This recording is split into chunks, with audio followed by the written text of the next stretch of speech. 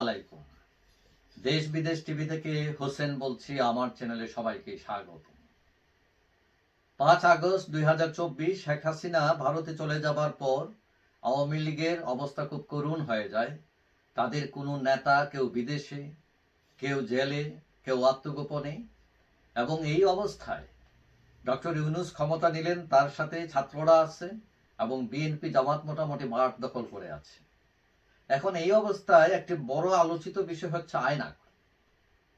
তো এখন আয়নাঘর অভিযোগ সেটা হচ্ছে শেখ হাসিনার দিকে, আওয়ামী লীগের দিকে, যে আওয়ামী লীগ শেখ হাসিনা এটা তৈরি করে হাজার হাজার মানুষকে গুম করেছেন, হত্যা করেছেন, পঙ্গু করেছেন, মানুষের বাক স্বাধীনতা, মানুষের মানবাধিকার লঙ্ঘন করেছেন, ইত্যাদি ইত্যাদি।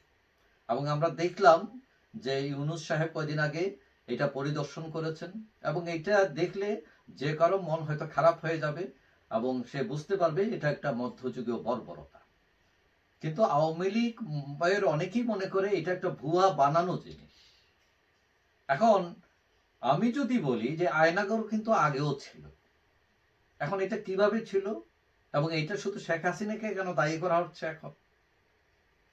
এখন আমি যদি প্রশ্ন করি যে 1/11 সময় তারেক জিয়াকে নির্যাতন করা হয়েছিল, কোথায় নির্যাতন করা হয়েছিল? তাকে কি থানায় নিয়ে নির্যাতন করা হয়েছিল, নাকি ওই রকম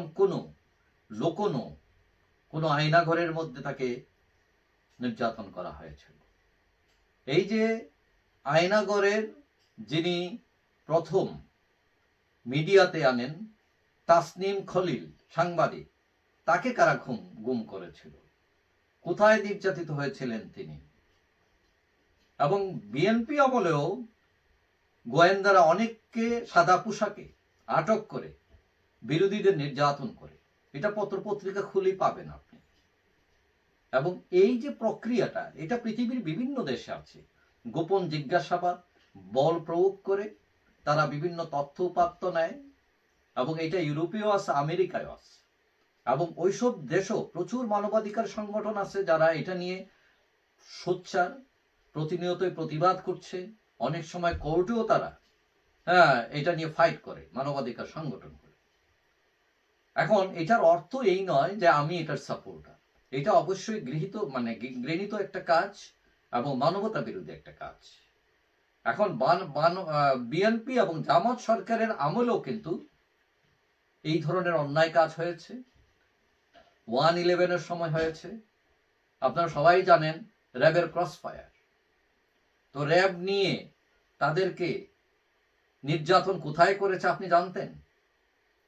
তারপরে ক্রসফায়ার দিয়ে একই নাটক সাজাতো, যে কি নাটক, যে ধরতে গিয়ে অপরাধী ধরতে গিয়ে ক্রসফায়ারে পরে মারা গেছে।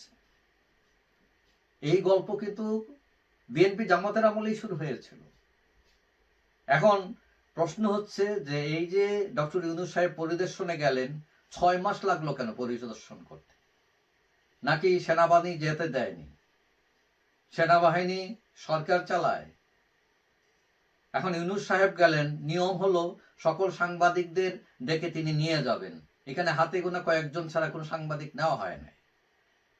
নিয়ম হলো যে গুমের পরিবার যারা আছে, যারা অভিযোগ করেছে তাদেরকে নিয়ে যাবেন, তাদের নিয়ে যাওয়া হয় নাই।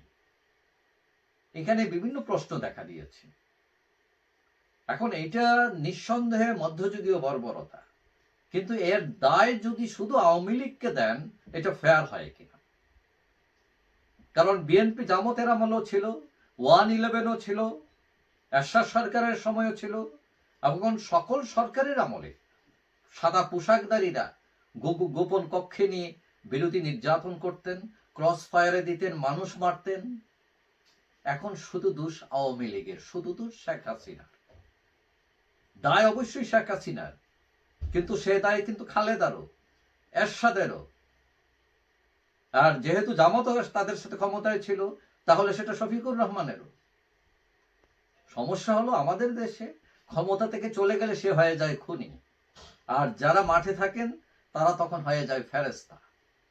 আসলে কি তারা ফেরেস্তা? আয়নাঘর যদি থেকেই থাকে, তার দায় শেখ হাসিনার যেমন আছে, খালেদারও আছে, এরশাদেরও আছে, ডক্টর শফিকুর রহমানেরও আছে, কেউ ফেরেশতা না।